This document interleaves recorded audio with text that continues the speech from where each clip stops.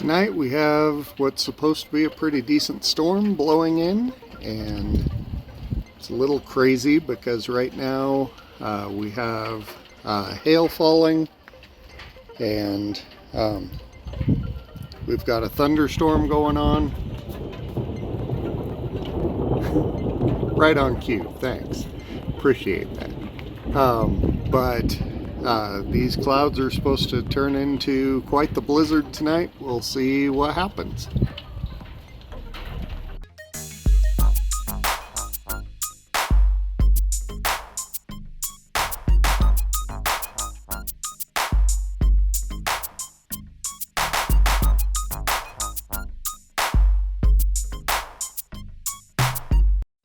Tuesday in my capstone class, I did my video game history day. Pulled up a bunch of old video games for the students to play. I had my Atari at school for the class, and as I've talked about a few times on the vlog, I also brought a MetaQuest 2. It's fun to give the students some experiences of some games that they haven't played before.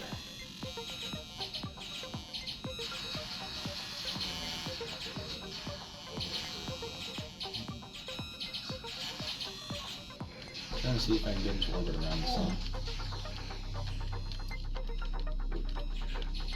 I don't know if I can. It's pretty tricky without being able to see the orbital path. So today was the end of the Super Carlin Brothers bracket. My students were involved, so I had to print out a bracket result so that people could see kind of how everything ran out.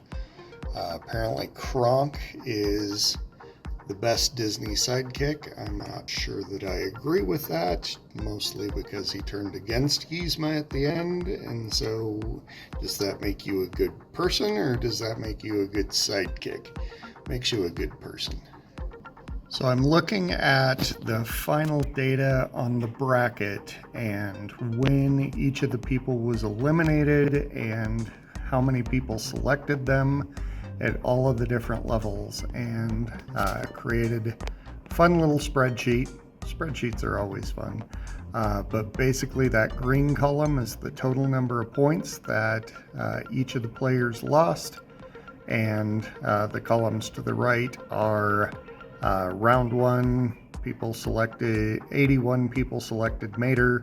Round two, what would that be, 61 people selected Mater. And so it's 2 points there, 4 points, 8 points, so on and so forth, up to 32 points. So all of those numbers in the rightmost column should be evenly divisible by 32. But that is kind of how everything rang out. Really surprised that Stitch got eliminated in round 3. And lost people 1,628 points. So kind of a violent little game, I guess we should say. And then down here at the very bottom, Percy lost 30 points. So I guess Percy would be the least favorite of all the Disney sidekicks. On the 28th, which happens to be my birthday, we had an assembly. It's an assembly celebrating the Project Unified teams. Project Unified is an opportunity for the severe needs students at the school to feel included in the student body. The Douglas County Sheriff's Office came down to play basketball with them. It's my favorite assembly of the year because the student body really does a great job at celebrating these special students.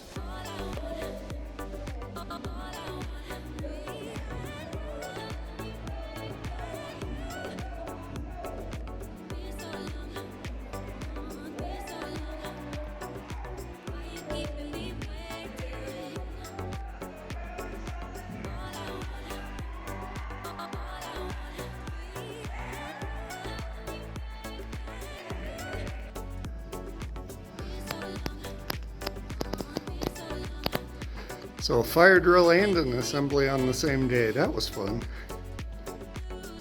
The math department takes turns at providing a special dessert for everybody's birthdays. So this was a slice of the cake that Eric brought in for me. This week, I read Cast in Firelight by Dana Swift. and I really liked it, enough that 2/3 of the way through I put the second book in the duology on hold.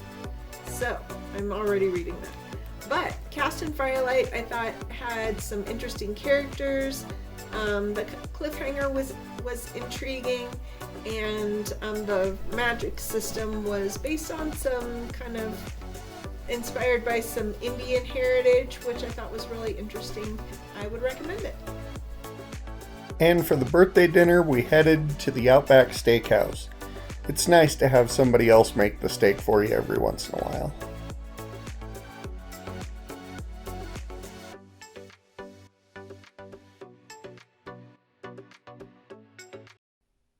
My birthday also fell on Maundy Thursday. Interesting to end a birthday with the solemn contemplation of the significance of Passover on the Passion Week.